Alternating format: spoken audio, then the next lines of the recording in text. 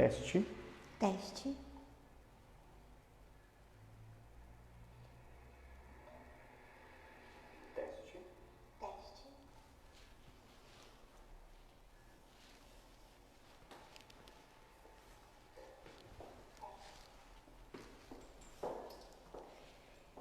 Olá pessoal, bem-vindos a mais uma live do Museu Egípcio Rosa Cruz Tutankhamon. Eu sou Vivian, eu e meu colega Everson somos historiadores aqui no Museu Egípcio Rosa Cruz e hoje então vamos falar na verdade sobre a Estela de Roseta, que na verdade proporciona que a gente trabalhe com alguns temas relacionados à escrita no Egito Antigo.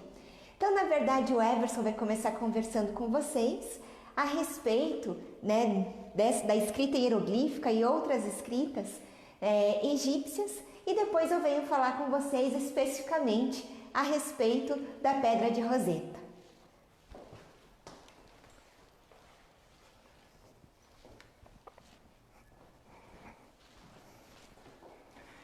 Olá pessoal, muito boa tarde a todos. Bom, com relação à escrita hieroglífica, então que ela aparece na Estela de Roseta, então o artefato que está logo aqui ao lado, nós viemos ao longo das nossas lives explicando para vocês como que ela funciona, então quais foram os primeiros exemplares, então o que é realmente a escrita hieroglífica, E chega um momento então que nós temos que apresentar para vocês também como que essa escrita ela realmente acaba se desenvolvendo de uma maneira cronológica também, não é? Bom, então vamos lembrar que numa das nossas primeiras lives nós falamos sobre a questão da escrita hieroglífica arcaica e a escrita hieroglífica antiga, Nós vimos um primeiro exemplar justamente com uma das estelas de autobiografia, então a estela de autobiografia de um nobre chamado Peinefert, e falamos muito também para vocês do texto das pirâmides, É claro que os egípcios, eles também criam outros textos ao mesmo tempo que estes dois tipos, Então, que são, por exemplo, os textos administrativos, Então, que foram encontrados, por exemplo, em Wadi al-Jarf, Então, que são hoje conhecidos como papiros de Wadi al-Jarf, E esses papiros, eles estavam também ali na região, justamente ali do Mar Morto, Então, próximos a essa localidade, aonde também demonstra um pouco da administração em relação à construção das pirâmides. Bom, então com relação então, a essa forma de primeiro hieróglifo, então que os egípcios criam, justamente para ter essa forma de comunicação, uma forma também de mostrar, então por uma questão prática e mágica, então essa escrita hieroglífica, nós vamos poder classificar então esses dois tipos de escrita, a escrita arcaica e a escrita hieroglífica antiga, justamente então num período, então específico, justamente para essa cronologia dos egípcios antigos, Então essa escrita, então que nós estamos falando, ela comporta justamente esse período inicial da escrita no Egito do ano 3200 a.C., mais ou menos, e vai então chegar até o primeiro período intermediário, Bom, essas escritas, então, elas são o marco inicial da escrita no Antigo Egito, E essas escritas, o que vai acontecer com elas também? Essas escritas elas vão permitir ao egípcio antigo criar frases, então curtas,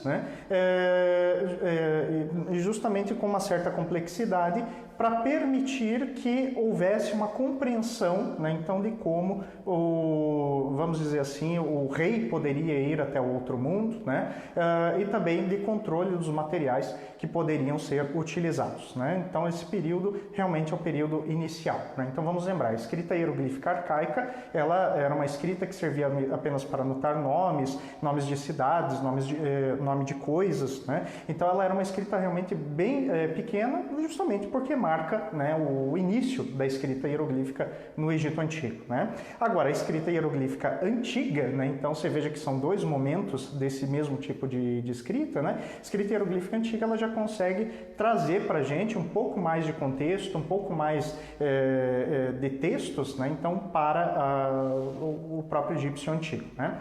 Importante é saber também que o texto das pirâmides, nesse caso, ele era colocado como um texto referencial, né? Então, o que é um texto referencial? Em referência a algo, né? Então, em referência aos deuses, né? Então, o faraó é em referência aos deuses. Você não vai ter realmente um desenvolvimento de uma história, de uma aventura, não. É uma instrução justamente para que o rei possa saber o que ele tem que fazer, justamente para chegar até o outro mundo, né?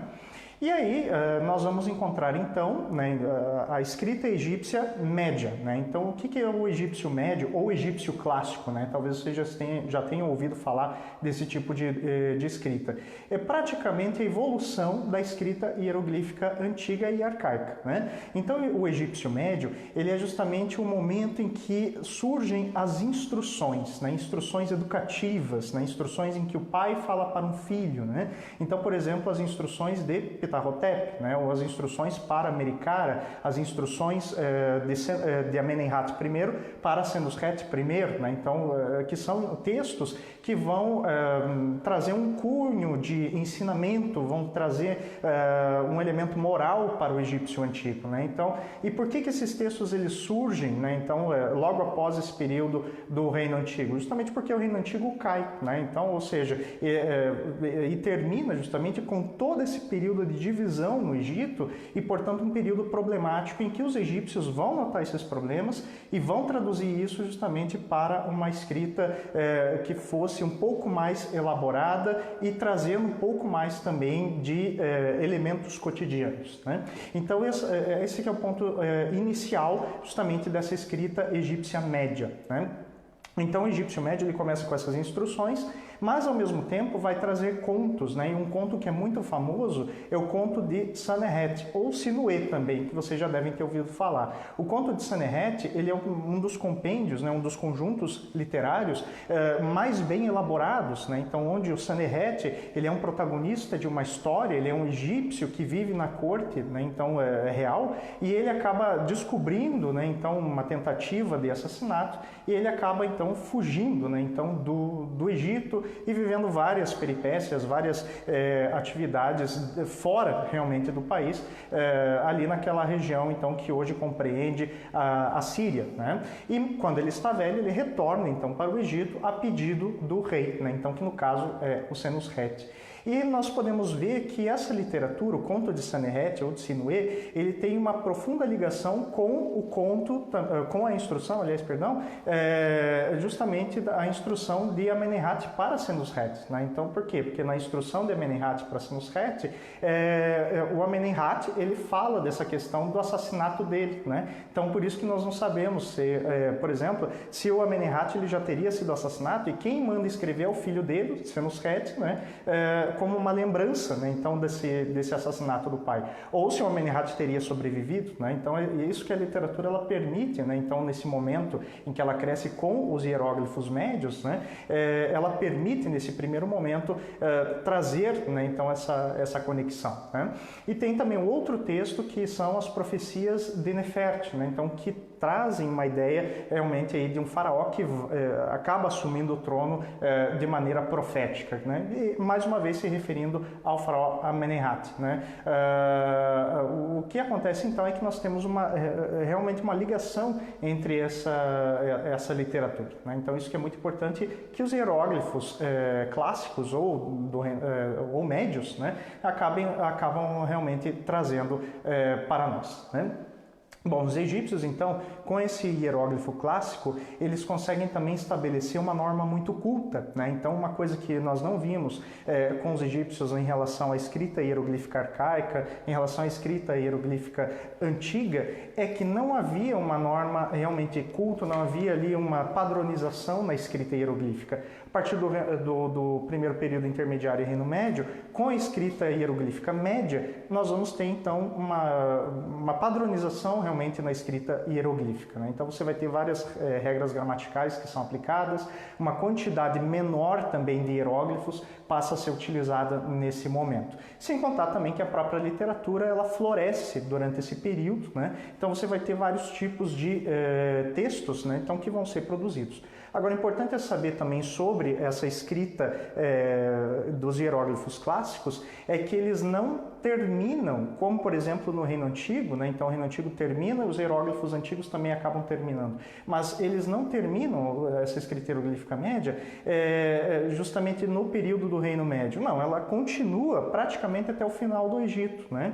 Só que a diferença é que ela vai se estender e vai continuar sendo usada até o final da 18ª dinastia. Nós já estamos no Reino Novo. Então você veja que ela já pega períodos que vão desde o primeiro período intermediário até, né, vamos dizer aí, o ano 1300 antes de Cristo, né? Então isso que é muito importante da gente notar. Então estamos falando aí de um período bastante extenso, quase 1000 anos realmente de uso contínuo e de produção contínua com essa língua também, né?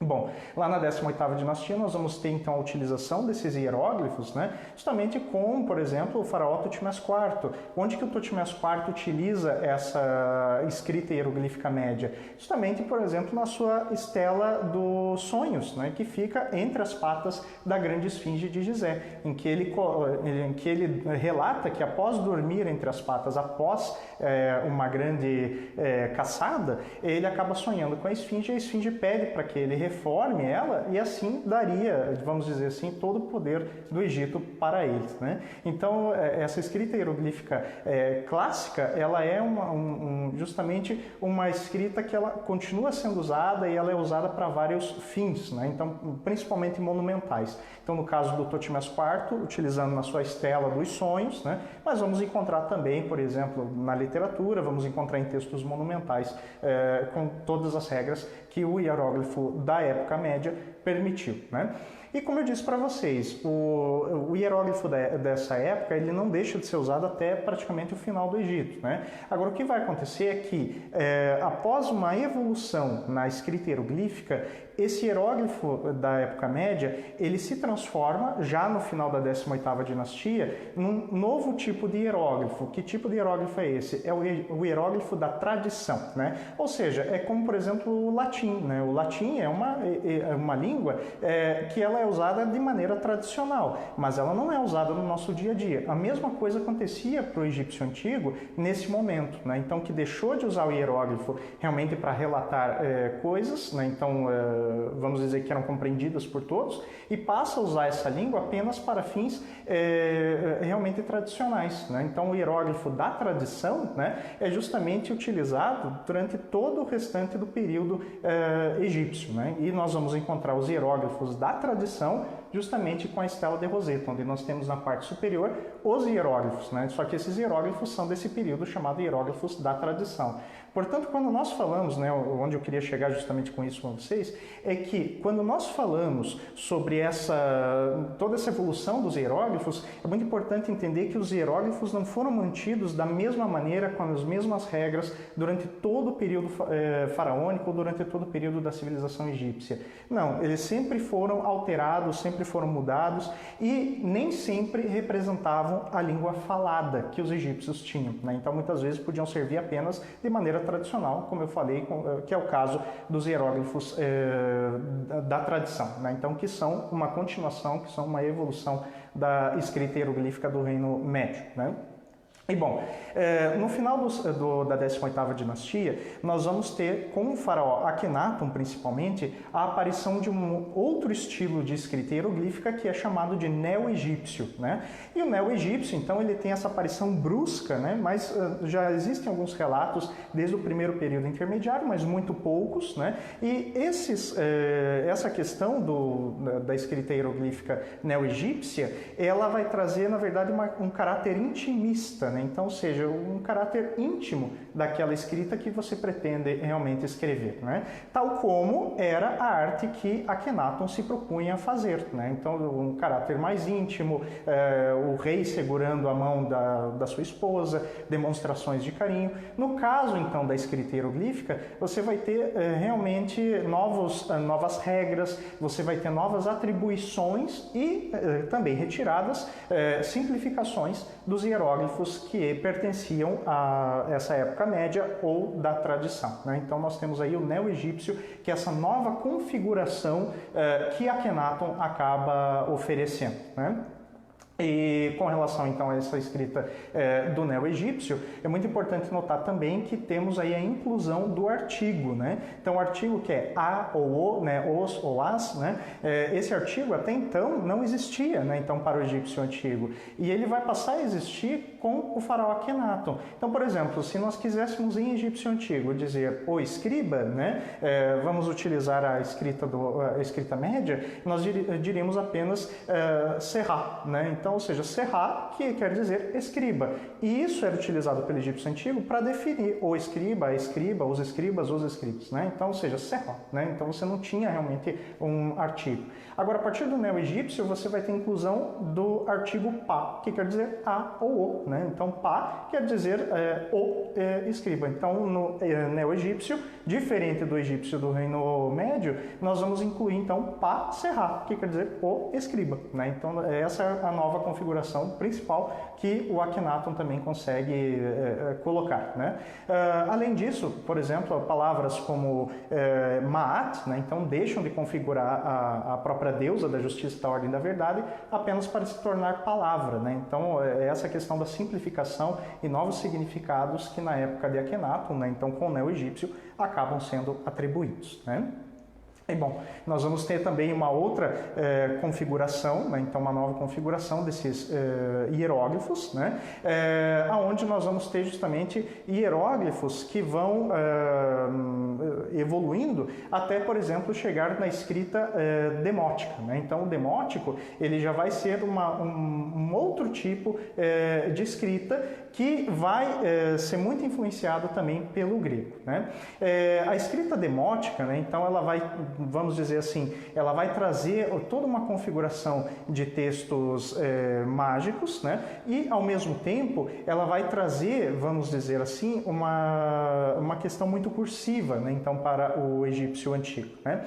Então essa escrita demótica, ela vai ser muito escrita, por exemplo, principalmente em pedra, né? Então, ou seja, pedras pequenas que são chamadas de ostraca, né? E elas acabam sendo escritas então de maneira muito rápida, né? E além dessa questão, vamos dizer, religiosa e também mágica, nós vamos encontrar então no demótico muitos tratados cotidianos, né? Então muita coisa cotidiana. Então, por exemplo, questões de venda, questões também de casamento, divórcio, né? Então acordos, arrendamento de terras, esse tipo de coisa nós vamos encontrar então na escrita demótica, né?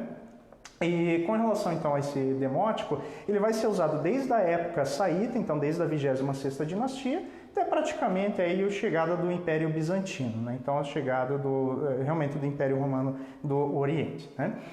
E por fim, né, nós vamos encontrar também uma outra escrita que é o copta, né? Então o copta ele vai ser criado também a partir aí de influências do demótico, né? O demótico ele também, assim como a escrita hieroglífica, ele vai ter seus períodos também, né? Então no início ele vai ter um período que é justamente o demótico antigo, vai ter o demótico do período médio e vai ter o demótico do período tardio, né? Então, bom, sobre o demótico desse período antigo, né, o que acontece com ele? É justamente o início, né, então, dessa escrita demótica. Agora, com relação ao demótico médio, é o que nós vamos ver, por exemplo, em decretos régios, tal como na escrita da Estela de Roseta, né? Então, justamente no período ptolomaico, né? Então, essa parte do meio da Estela de Roseta, né?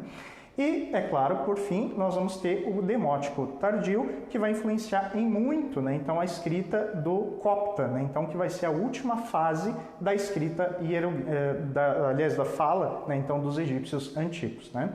O copta, ele acaba surgindo realmente durante o período ptolomaico, né? Então já no século II a.C. nós vamos ter as primeiras formas de escrita copta relacionadas também à época faraônica e ele se desenvolve, né? Então essa escrita até o século II depois de Cristo, né?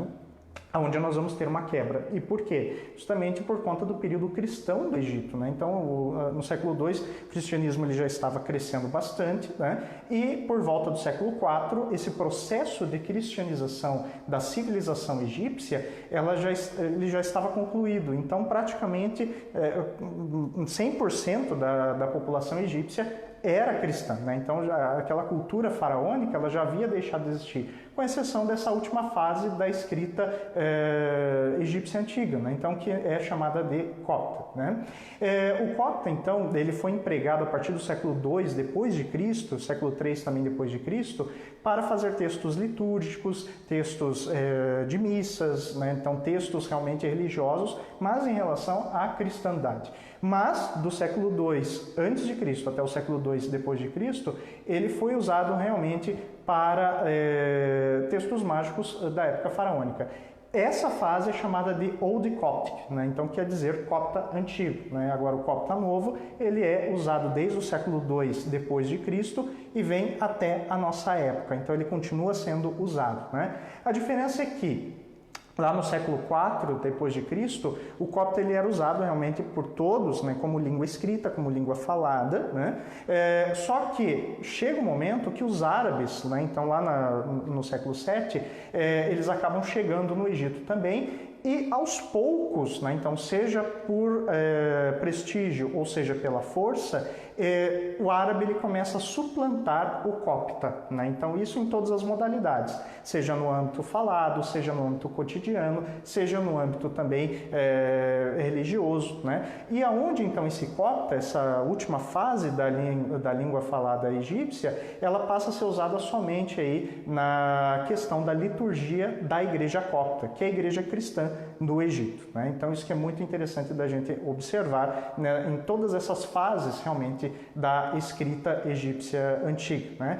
E é claro, vamos lembrar do seguinte: eu falei para vocês da evolução em relação à escrita hieroglífica, né? Então vamos lembrar, ela teve a escrita arcaica, a escrita antiga do Reino Médio, o egípcio de tradição, teve também o neo-egípcio, né? A escrita demótica, o copta. Em cada um desses momentos, nem sempre a escrita ela representava, né, então o que a língua falada realmente era, né? Em relação ao demótico e em relação à escrita copta, sabe-se que essa fala, ela era realmente, vamos dizer assim, ela era correspondente àquilo que a escrita notava, né? Mas em relação aos hieróglifos, nem sempre foi assim, né? Então isso por quê? Porque nas escolas de escribas, realmente você vai ter uma margem muito pequena de pessoas que realmente aprendiam, né, então essa escrita, né? Ela não era cotidiana a escrita hieroglífica, né? Ela era realmente uma escrita que era de âmbito não só sacerdotal, mas também de âmbito extremamente religioso, né? E com relação então a esse uso da escrita hieroglífica, nós sempre temos que lembrar, né, então que assim como a nossa língua, você vai ter momentos, né, então em que a língua falada ela não é igual em todos os locais do Egito, e os próprios egípcios eles percebiam isso, então eles falavam que muitas vezes não dava para entender o que uma pessoa do Alto Egito falava e outra pessoa do Baixo Egito falava, né? Então isso talvez por conta da distância, né, então que existia, tal como ocorre na nossa língua também, né? Então que existe também certas diferenças na forma da pronúncia, né, então dessas palavras, né? Então embora você tenha a mesma língua, ainda assim existem variantes, né, então que vão ser transformadas, né? E com relação ainda a essa escrita, ela realmente acaba sendo bastante diferenciada de acordo também com os seus usos, né? Falando um pouquinho também aí dessa questão, né? É muito importante lembrar que, independente do período, né, então, em que nós temos histórico dessas escritas, é muito importante lembrar que a escrita hieroglífica, ela é uma escrita que ela realmente, e a fala também dos egípcios antigos, ela vem justamente de uma questão africana, né? Então, toda essa língua egípcia antiga, ela vem de um tronco linguístico chamado afroasiático, né? Então, ou seja, realmente você vai ter ali uma configuração de línguas, são várias línguas que são produzidas ainda lá em 15.000 a.C., né?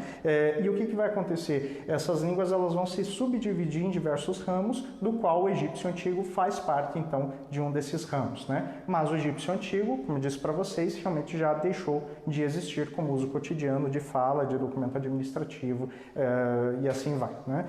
Então, desse tronco afroasiático, né, então que eu disse para vocês, realmente ela é a única língua que deixou de existir. e isso por conta dessa chegada, não só do cristianismo, mas também como dos próprios árabes que chegam lá no século VII depois de Cristo, né? Bom, com relação então à Estela propriamente dita, né, a Vivian é que vai contar um pouquinho da história dela para nós, agora que nós já vimos então um pouquinho do que é a escrita hieroglífica que temos aqui e de que período pertence a escrita demótica também, tá?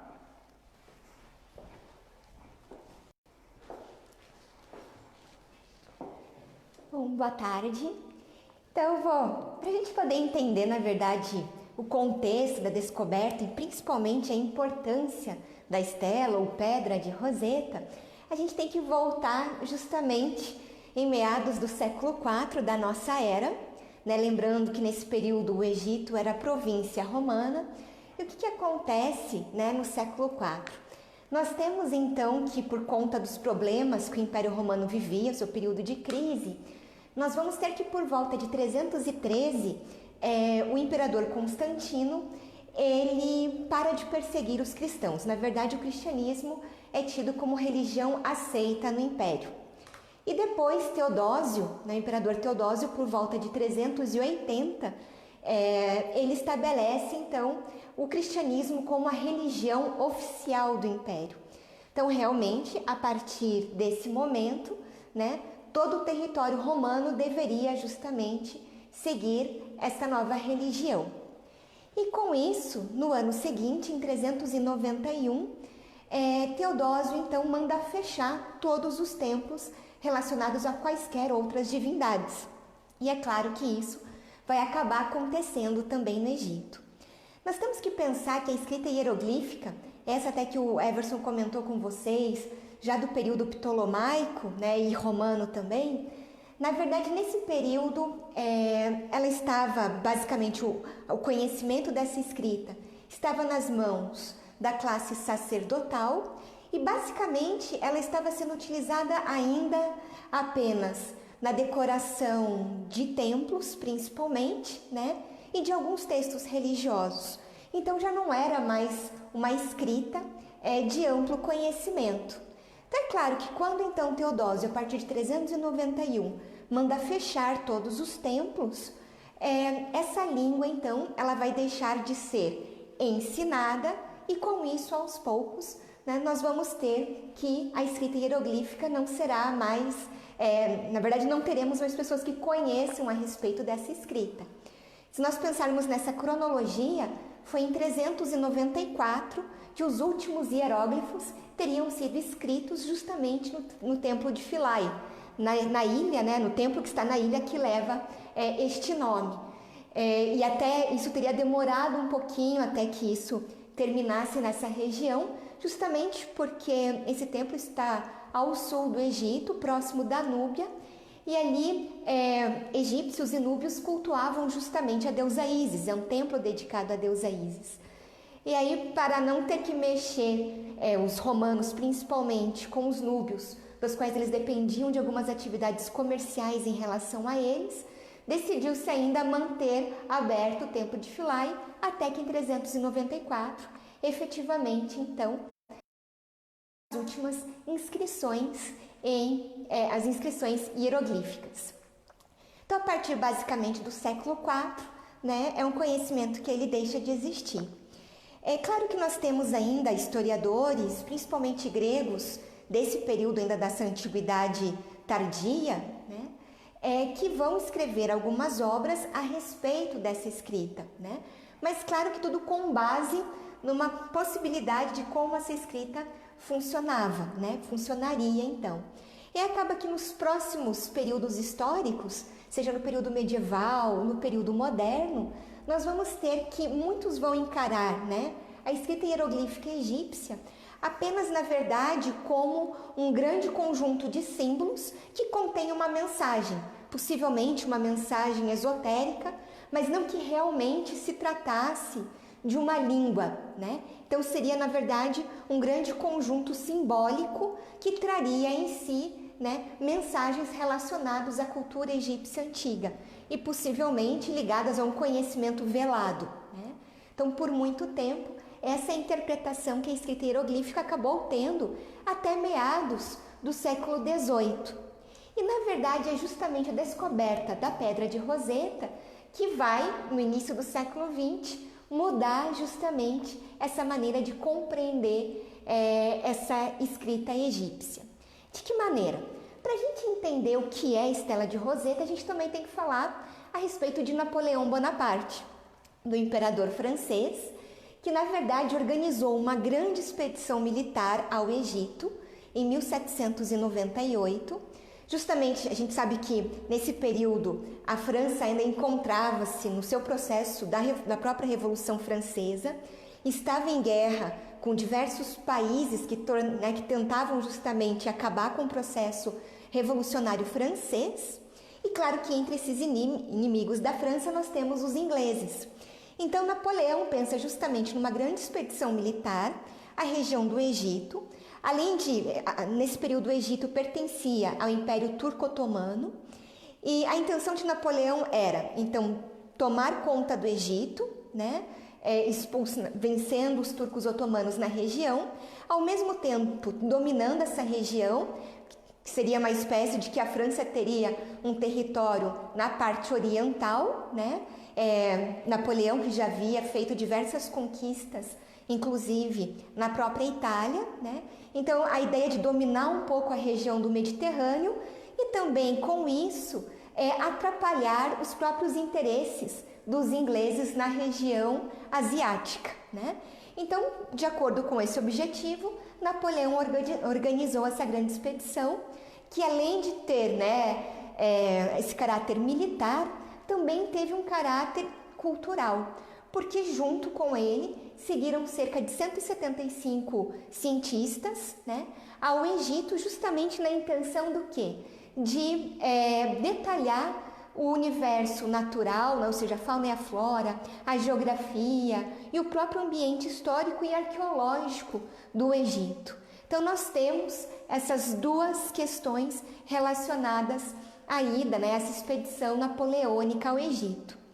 É claro que infelizmente Napoleão, ou felizmente, Napoleão acabou não conseguindo realmente vencer, ele vence principalmente na região do delta do norte do Egito, os turcos, mas acaba em 1801 perdendo o conflito para os ingleses.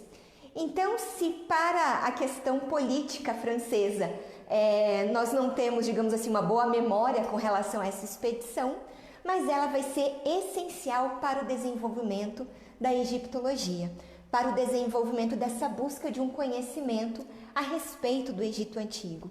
E por que isso? Porque esses cientistas que acompanharam Napoleão e que permaneceram por quase 3 anos em território egípcio, muitos viajaram o Egito de norte a sul, catalogando, pintando, na verdade, muitos ainda dos templos que haviam restado do período faraônico. As imagens que a gente vê desse período, dessas pinturas, demonstram para nós os templos, ainda boa parte deles, aterrados sobre a areia. Mas o que vai acontecer?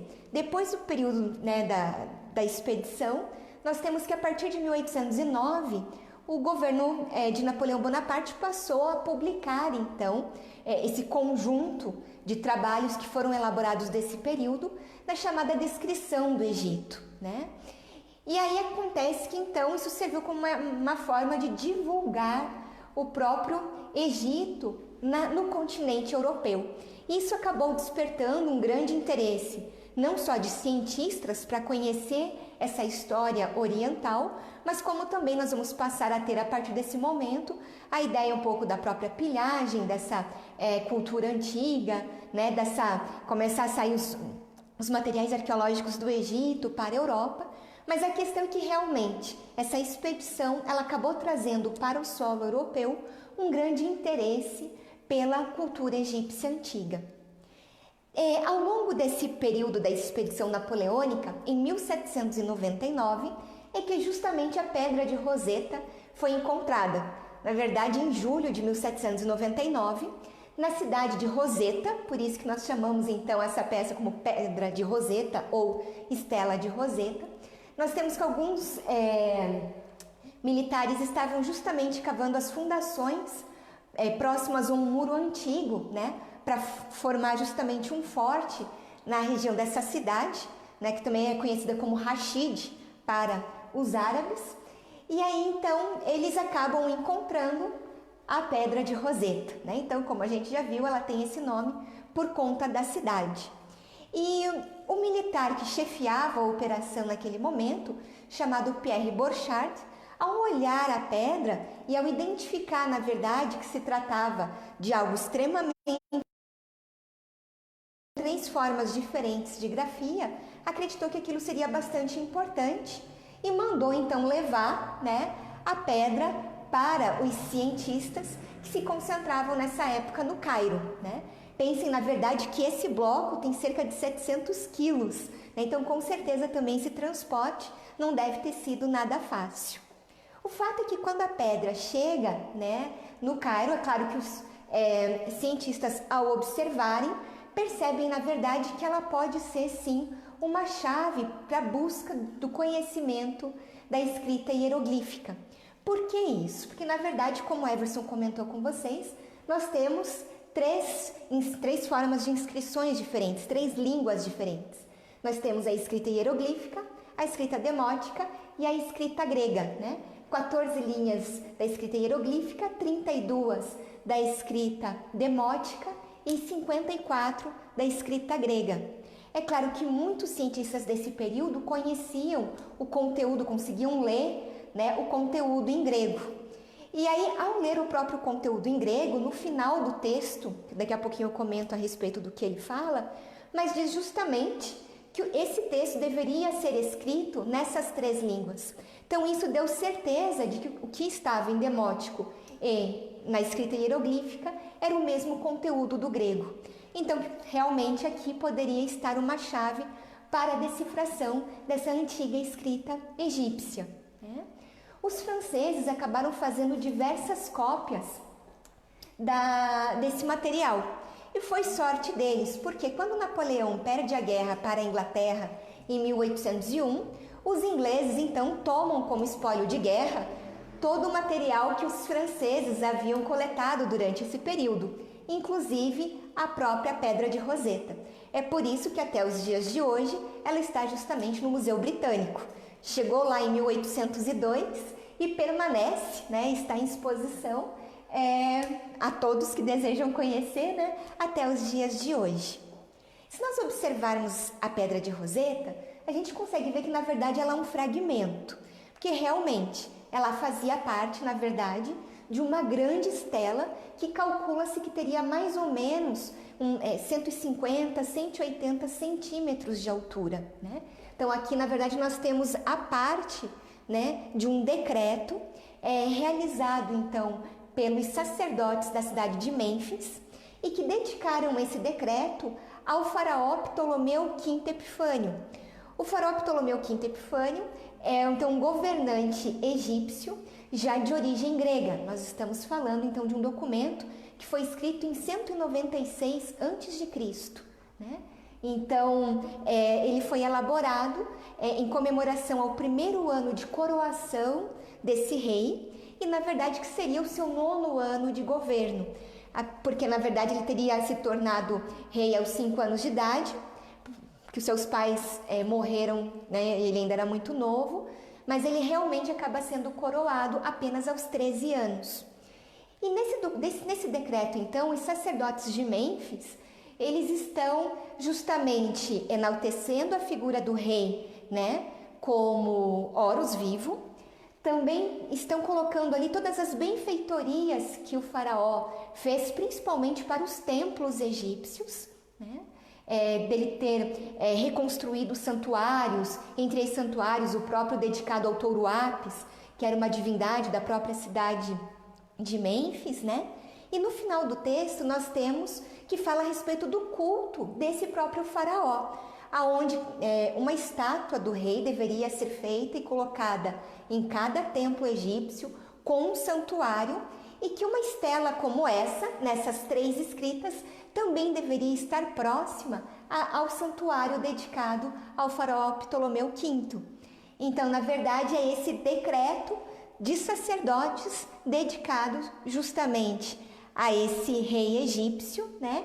E a ideia de que cada templo deveria conter, então, uma estela, né, como essa, com esse documento, então, dedicado à comemoração do primeiro ano de coroação desse rei. Então, diante disso, era possível, então, conhecer o conteúdo. Agora, restava justamente compreender como funcionava esse sistema de escrita. Logo que as cópias, então, chegaram na Europa, né, já que os franceses não têm mais o original, ou a original, mas temos as cópias, e não, na verdade, chegou apenas nas mãos dos franceses, mas de diversos sábios. Então, muitos vão buscar justamente tentar entender tanto o demótico quanto a escrita hieroglífica. Nós temos que, entre esses sábios, nós podemos citar, nesses cientistas, na verdade, dois. Um dos primeiros é justamente um francês chamado Silvestre de Sacy, que ele vai buscar compreender a escrita demótica, e aonde ele conseguiu, na escrita demótica, por exemplo, localizar o nome do próprio Ptolomeu, né? Já que o nome é repetido diversas vezes no próprio texto. E o seu discípulo, né, Johan Åkerblad, um sueco, ele vai continuar o processo que Sacy começou e vai conseguir encontrar, né, decifrar algumas outras palavras também em demótico. Mas como eles acreditavam que ela era uma escrita possivelmente apenas fonética, né, acabaram não avançando muito no processo justamente do conhecimento da língua. Até que nós vamos ter um inglês chamado Thomas Young, que ele, além da estela de Roseta, ele vai buscar também conhecer outros textos egípcios. Então ele vai analisar outros textos em papiro, tanto em hieróglifos quanto também na escrita hierática. Tanto que ele consegue pensar que a escrita hieroglífica, a hierática e a demótica tinham uma relação entre si, né? Ele, de mãos também daquilo que Silvestre de Sacy e Åkerblad já haviam pesquisado a respeito do demótico, ele consegue também, novamente, encontrar esse nome, né, de Ptolomeu no demótico, e também o identifica na escrita hieroglífica. Ele consegue, então, ele percebe que o nome do rei, ele está escrito em cartucho, né? Nós já sabemos hoje, na verdade, que um dos nomes do faraó era justamente escrito dentro de um cartucho, né? E aí, então, ele consegue, através do nome, né, de Ptolomeu, ele consegue separar, na verdade, o que seriam os símbolos em relação ao nome desse faraó. Mas o que impediu o Young de avançar no processo da decifração da escrita hieroglífica? Que ele entendia que possivelmente os hieróglifos, eles eram realmente basicamente simbólicos, e que apenas para escrever o nome de governantes estrangeiros é que era utilizada a escrita fonética. Porque como ele comparou, né, o nome de Ptolomeu com o nome que estava no cartucho, ele havia percebido então que realmente o nome de Ptolomeu estava na sua forma fonética. Mas essa questão dele, né, pensar que os hieróglifos eles eram muito mais ideográficos, pictográficos, do que possivelmente fonéticos, e apenas era utilizado para a escrita, né, desses reis estrangeiros, isso fez com que ele não avançasse muito. O fato é que ele publicou a conclusão daquilo que ele havia concluído em 1818. E aí então que nós podemos falar realmente do famoso Jean-François Champollion, o responsável pela conclusão da decifração, né? Champollion, na verdade, então, francês, que nasceu em Figeac em 1790 e desde muito novo teve interesse pela história do Egito Antigo, né? E também desde novo estudou, na verdade, diversos tipos de escrita, principalmente escritas orientais, né? Então, Champollion estudou o hebraico, o sírio, o caldeu, o próprio grego, o árabe. Então, ele tinha um grande conhecimento de diversas línguas orientais, inclusive o próprio copta, como o Everson comentou, né? E conta-se, na verdade, que quando as cópias da Pedra de Roseta chegaram à Europa, diz que a primeira vez que ele viu a imagem, dessas cópias teria sido a partir de um primo seu e que ele teria dito que um dia ele decifraria o conteúdo daquele documento, né? E aí, além dessa busca então do conhecimento dessas línguas antigas e também orientais, ele vai se dedicar à própria história do Egito Antigo, né? Então, como eu comentei, desde novo ele vai buscar entender, né, a história dessa civilização, tanto que aos 20 anos de idade ele já havia se tornado professor de história. E ele vai no aprendizado, na verdade, do próprio Copta, numa carta que ele envia a seu irmão mais velho. Ele diz que tem um momento em que ele se Copta, né? E essa questão, esse conhecimento dele da escrita copta vai ajudá-lo bastante. Por quê? Porque ele vai para ele, né, entender que um pouco da escrita egípcia antiga havia sido preservado também no copta, né? Então ele tem esse conhecimento que ajuda-o a buscar compreender todo esse sistema. É claro que como ele era o mais novo, ele herda também todo o conhecimento desses outros cientistas que já haviam estudado a respeito da Pedra de Roseta, principalmente dos estudos de Thomas Young. E aí então ele também consegue, assim como Thomas Young fez, encontrar o nome de Ptolomeu, mas ele pensa que para que ele consiga fazer associações corretas, ele precisaria de algum outro texto que possibilitasse que ele fizesse outros tipos de comparação, não apenas com o nome de Ptolomeu. E é então que ele acaba recebendo imagens de um obelisco da ilha de Philae, que na verdade esse obelisco estava na casa de um inglês, né, que havia levado esse obelisco para decorar a sua propriedade. E lá, na verdade, nós temos o nome, de novo, de Ptolomeu e também de Cleópatra, né, uma das rainhas Cleópatras, escritas nesse obelisco, e na base dele havia inscrição também em grego. Então, com isso, agora Napoleão tinha um outro documento, além da Estela de Roseta, nessa busca de tentar compreender, né, o que essas imagens, esses símbolos estariam relacionados. E aí então ele consegue aos poucos, né, fazendo associações, e ele chega justamente ao que cada símbolo hieroglífico do nome de Ptolomeu correspondia então na questão fonética, né, e do alfabeto. Uma questão que ajudou bastante Champollion nesse processo foi ele perceber que a escrita hieroglífica, possivelmente assim como a árabe, ela não registrava vogais, apenas consoantes. O que deu esse estralo na cabeça dele? Porque nós temos que o nome Ptolomeu em grego tinham 10 letras, enquanto que em hieróglifos 8. Então, com isso, nesse processo que ele foi tentando, né, compreender a letra, o som com o símbolo hieroglífico, então ele percebeu que com certeza deveria ter algum desses símbolos que omitiria o som das vogais, né?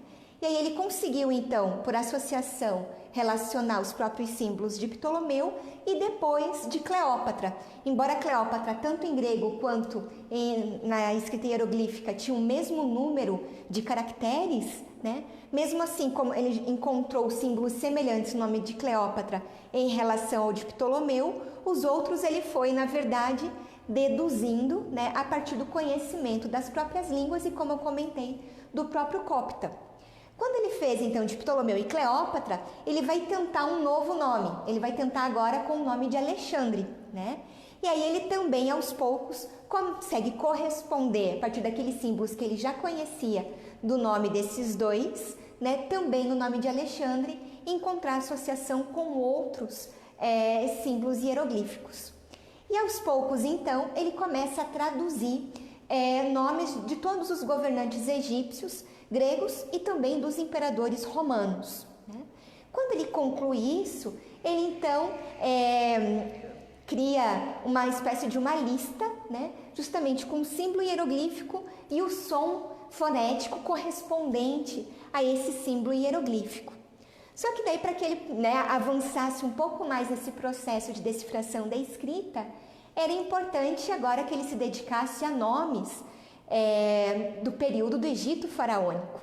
E é então que ele consegue imagens do templo de Abu Simbel, no sul do Egito, templo construído pelo faraó Ramsés II. E aí então ele vai tentar a tradução do primeiro nome egípcio, né, ou seja, antes do período grego, justamente de Ramsés. E o nome do faraó Ramsés começa justamente com um símbolo que é um círculo com um ponto no centro, né? E aí ele começa um outro símbolo, ele já tinha a ideia do que seria. Então, a partir ele pensa que não pode ser apenas, os egípcios não utilizavam apenas símbolos fonéticos para a escrita de nomes, que possivelmente também existiriam símbolos que representam palavras, que representam ideias. Tanto que daí ele chega à conclusão de que esse símbolo, nessa circular com um ponto no centro, significa Ra, né? E aí, então, com isso, aí ele depois vai tentar traduzir o nome do faraó Tutmés III, né? E aí ele consegue, então, estabelecer que há símbolos que significam sons, mas há símbolos que representam, na verdade, palavras. E aí ele percebe também que pela quantidade de símbolos hieroglíficos que existem, deveriam existir símbolos que, na verdade, estariam ali apenas para corresponder à própria palavra, que muitas vezes não teriam nenhum som e nenhum significado. E aí é com isso que realmente ele, então, concretizando que a escrita hieroglífica seria fonética e também ideográfica, que na verdade ela é esse complexo, essa junção mista, é que ele realmente em 1822, né, acaba então conseguindo compreender o funcionamento da escrita egípcia antiga, né? Isso ele teria concluído então no dia 14 de setembro de 1822, o momento em que ele teria avisado seu irmão que ele havia conseguido compreender como funcionava o processo da escrita, tanto que aqui atrás de mim a gente tem uma partezinha da frase que ele teria dito no momento então que ele conseguiu traduzir, ou melhor, compreender a própria escrita, que é Je te la faire, que está sob meu controle. E disse que quando ele teria dito isso para o irmão, ele disse e desmaiou, né? Na verdade, por conta de toda a emoção de ter compreendido como era esse processo, como funcionava a própria escrita hieroglífica egípcia. A importância disso é muito grande. Por quê? Porque a partir desse momento, para conhecer os egípcios antigos, a gente não tem mais que conhecê-los a partir daquilo que os gregos escreveram a respeito dos egípcios antigos. E sim, seria possível, a partir daquele momento, tentar compreender os egípcios por eles mesmos, a partir dos textos que eles próprios criaram, né? Champollion ainda, ele nesse mesmo ano, ele publica então a sua descoberta.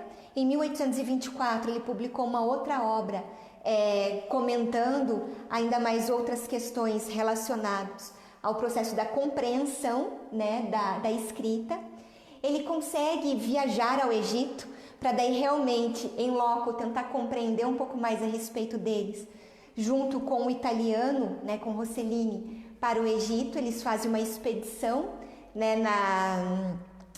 no final da década de 1820, se não me engano, entre 1827 e 1828, né? Uma expedição que até, na verdade, acabou recebendo ajuda, né, financiamento do governo francês e também do governo toscano. E ele retorna, ele acaba recebendo uma cátedra, na verdade, em 1831, no Collège de France, né, por conta de todo o conhecimento que ele tem a respeito do Egito Antigo. Porém, Champollion acaba morrendo aos 41 anos de idade, né, em 1832, 10 anos depois de ter compreendido o processo da escrita hieroglífica, ele acaba falecendo. E foi seu irmão, então, em anos posteriores, que acabou publicando a primeira gramática e também um dicionário que Champollion estava elaborando para a compreensão, para a divulgação também dessa escrita hieroglífica, né?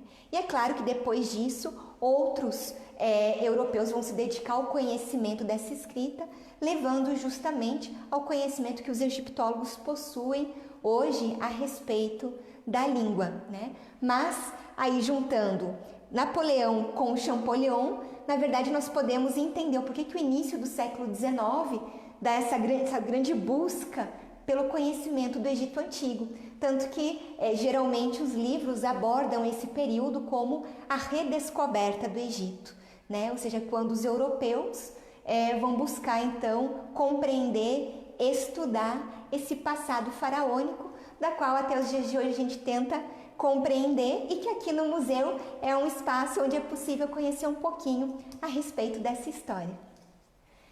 Everson, a gente tem alguma pergunta? Sim, na verdade nós temos a pergunta da Marina, né? E ela questiona o seguinte: se a estela de Roseta ela seria proveniente de algum templo proveniente da cidade de Sais, né? E se ela teria sido removida, né? Então por conta dessas de períodos posteriores.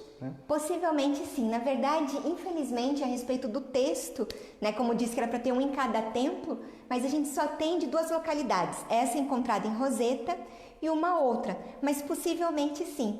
Possivelmente ela tenha vindo do templo de Sais, afinal de contas Roseta está bem no norte, né, na verdade na região do delta do Egito, bem no norte, muito próximo à região. Possivelmente sim. Isso. Só para complementar daí a resposta, isso não teria acontecido só com a estela de Roseta.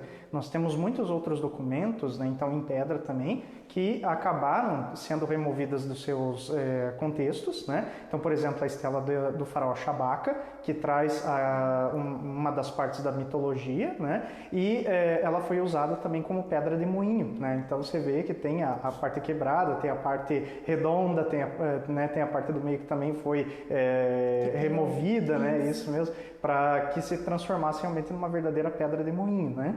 E vários outros documentos também que tiveram usos posteriores, né? Então, pela população autóctone, né? Então, pela população realmente egípcia, que já não era mais do período faraônico, né? Então, por quê? Porque talvez não importava mais para eles, não percebiam a importância, mas dava um novo uso, né? Então, para esses artefatos. Essa importância realmente ela só vai ser percebida quando a egiptologia passa realmente a existir, né? Então, quando ela passa realmente a ter muito foco, né? Então, é onde nós vamos encontrar a própria população muitas vezes saqueando, né? Então, templos e tumbas no Egito e vendendo, né? Então, diversos desses objetos. Então, há vários relatos, casos policiais, né? Então, mas que a própria população acabava fazendo, né?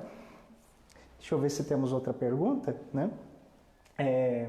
O Eduardo Souza, ele menciona o seguinte, que a nossa estela ela é quase idêntica, né? Parece com a de verdade, exatamente, né? O artista, o Eduardo Vilela, né? Então, um abraço para o Eduardo que está assistindo a gente. Foi ele que fez essa réplica da estela, né, Vivian? E realmente ela está idêntica. Foi um trabalho assim maravilhoso que ele acabou elaborando, né? E ele pergunta, são 700 quilos de granito? Aqui não, a original sim. Essa daqui, como ela é feita em resina, na verdade ela é muito leve, mas o trabalho realmente do Eduardo Vilela, ele copiou linha por linha, né, da estela para poder realmente grafar, né, no modelo, no molde que ele fez, na verdade, a princípio em gesso. Por isso que a impressão que a gente tem ao olhar que está no Museu Britânico e a que está aqui em Curitiba, a réplica, é basicamente a mesma. Tanto que a gente tentou até aqui mesmo pensar na própria vitrine, ela foi inspirada também na do Museu Britânico, o que acaba então ajudando também nessa visualização ser bastante semelhante. Uhum. E a Glória, ela também está perguntando onde está a original, né? Porque quando ela foi para o Egito, ela só viu uma cópia.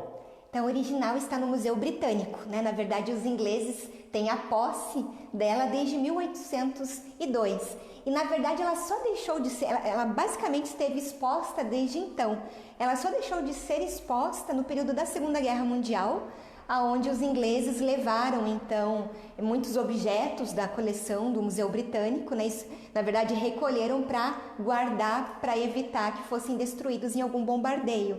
Mas foi o único período, né? Desde antes ou depois, a Pedra de Roseta está em exposição lá. Uhum. É isso. Uhum.